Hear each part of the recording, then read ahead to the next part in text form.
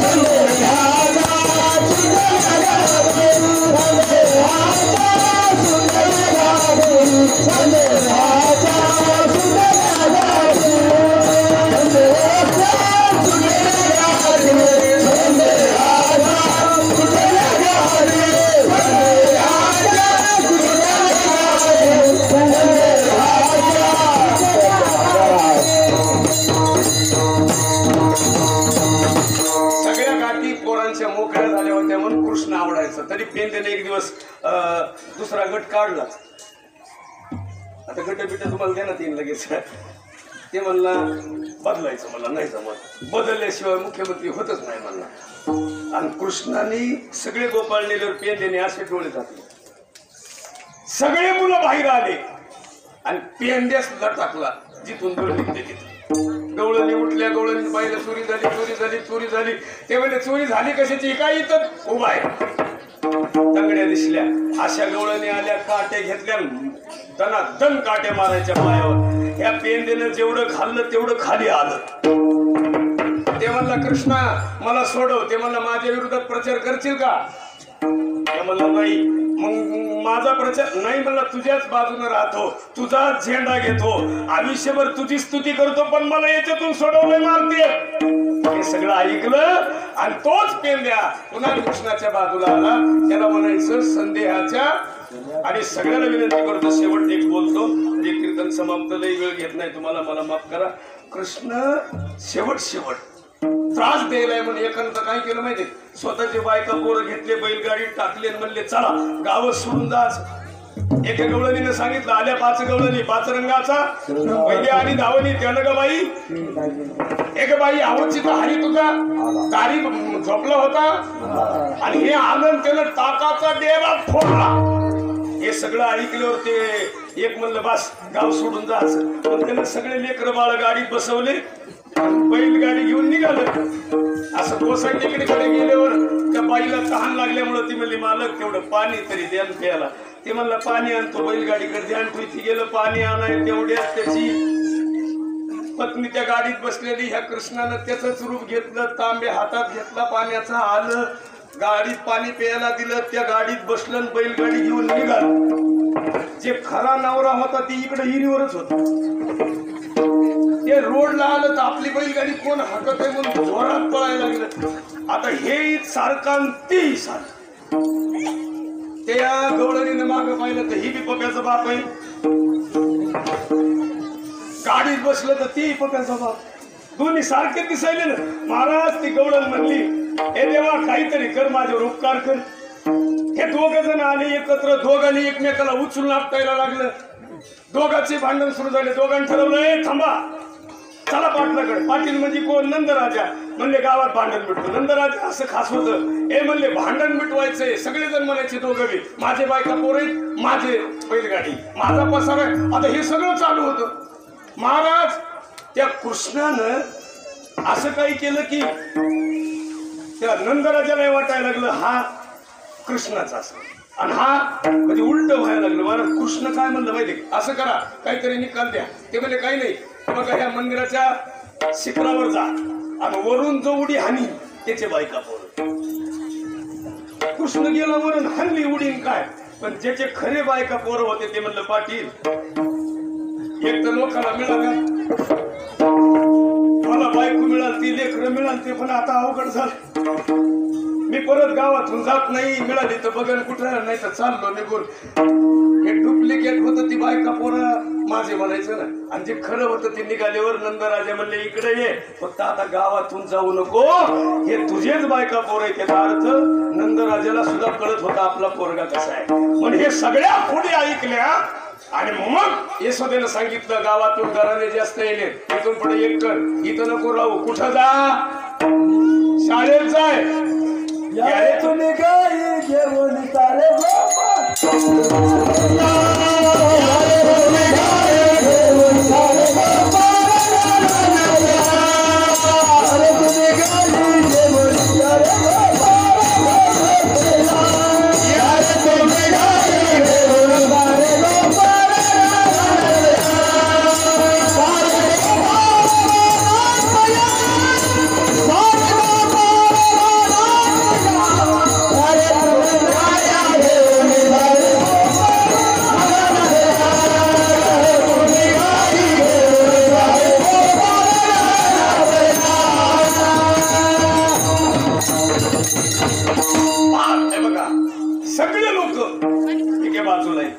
आणि कृष्ण, आई तू सांगितलंय ना मी अरण्यात जावं, गाया घेऊन जातो.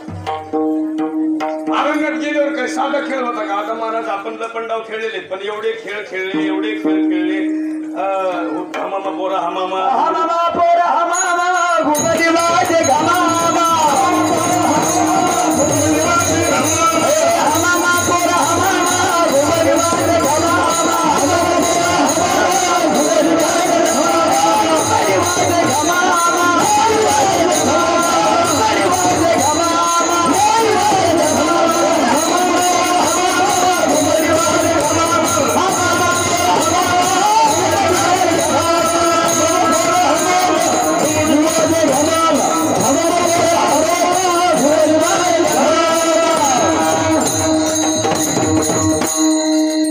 सगळे गोपाळ नदी तीरावर आल्यावर यमुना इतकी नदी मोठी, यमुना इतकी मोठी नदी की त्याच्या पहिल्या तीरावर इतके खेळ खेळत असताना, सगळे खेळ खेळत असताना चेंडू निघाला आणि चेंडू चुकून कुठे गेला?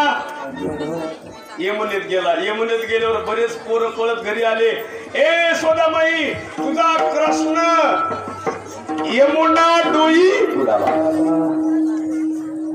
कृष्णाला उडी हल्ली, खाली काल्या मर्दन नावाचा साप होता. महाराज त्याला नीती म्हणून त्याला चांगलं शिकवण दिली, सांगितलं, समजून सांगितलं, युद्ध केलं.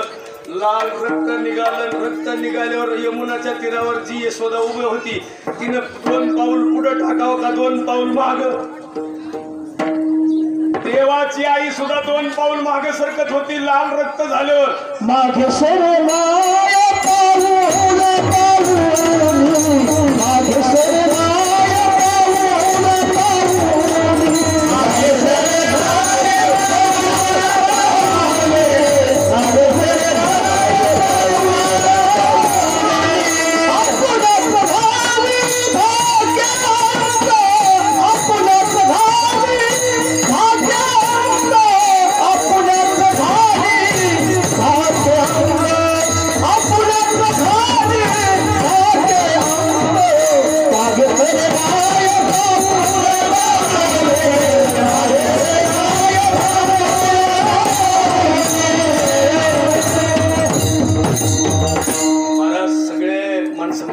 आई माझ्यावर प्रेम करते. महाराज तिथे यशोदा सुद्धा मागे सरली 2 पाऊल. रक्त पाहिलं काय करणार. आणि मग कृष्ण वर दिसल्यावर म्हणली मला बेला घेतला म्हणली भाऊ मी एवढी छान आहे आलते. ते म्हणले का बस मला मधून दिसत होतं तू 2 पाऊल मागे सरकत होती. तू माझ्यासाठी मरायला तयार नाही. नाही हे आई मरायला तयार कोण आहे हो या जगात? कुणासाठी? तिथं कृष्णाची आई 2 पाऊल मागे सरते. तिथं तुमची आमची कुणाची आई? मला विनंती करतो सगळ्याला, सगळ्यात महत्वाचं कृष्णाने काम गोड केलं कोणतं? सगळ्यांना न्याय सारखा दिला, सगळ्याला नीती सारखी शिकवली. आणि सगळे गायी गोपाळ यमुनेच्या तीरावर आनंद घेत होते. अशा काळामध्ये उड्या मारून सगळ्या गोपाळांना भुका लागल्या. आणि सगळ्यांनी सांगितलं. मग त्याला अभंगाचं दुसरं चरण नाही.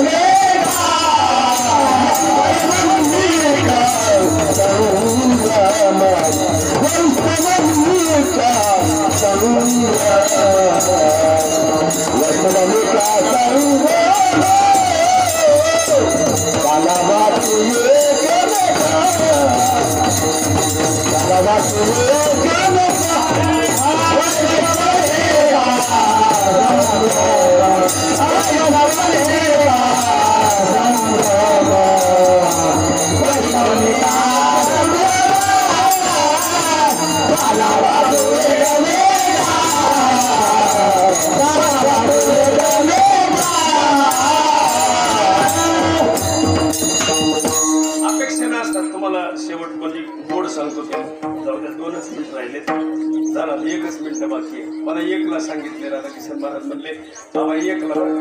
आणि मला एक गोड वाटतं आमच्या तर राधाकिशन महाराज इथंच असतात गावात. मला गावात थांबणं होत नाही. मलाही वाटतं थांबावा. रोजचे 15,000 बुडवून नको वाटते. 15-20 हजार रुपये कसे बुडवा वाटते. जीवाला किती बी पैसे आले तरी आम्ही फक्त लोकांना सांगायचंय काय खरं नसतंय माणसाचं, काही नाही करायचं. आम्ही म्हणजे वासुदेव, कोणी नाही कोणाचं. शेवटी एकलं जायचं आई बापाच्या नावानं दान धर्म कर. हे जरी नाही कळलं पुढे दुसरं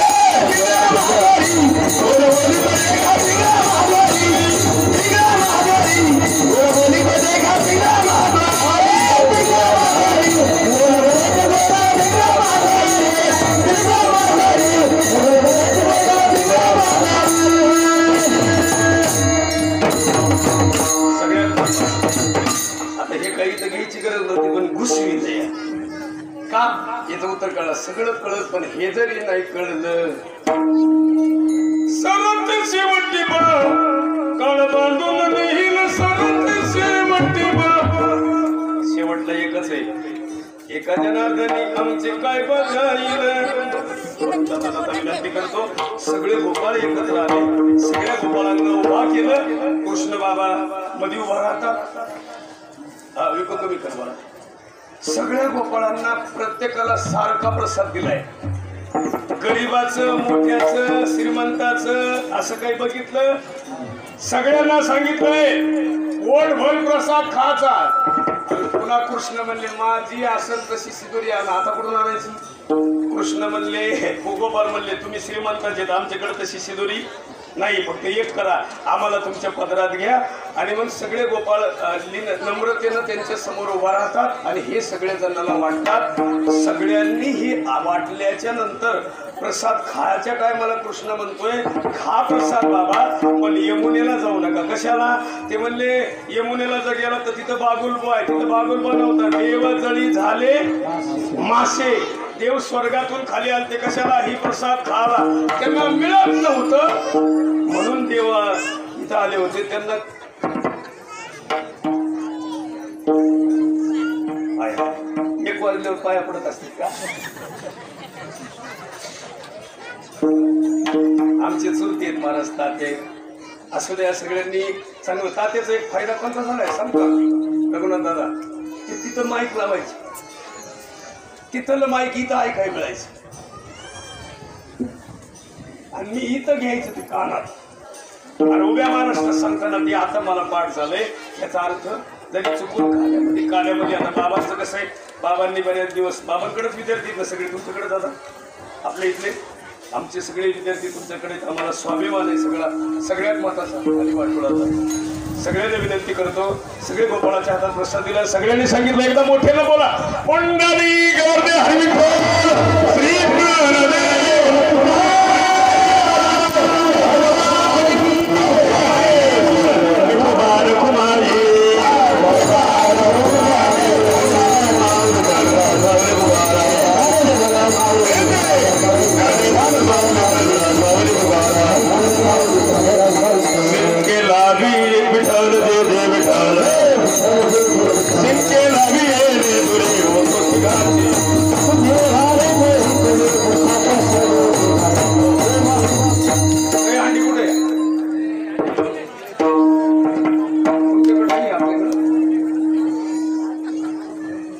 परंपरेने करत नाही, फक्त हे तांदूळ टाकायचे एवढं.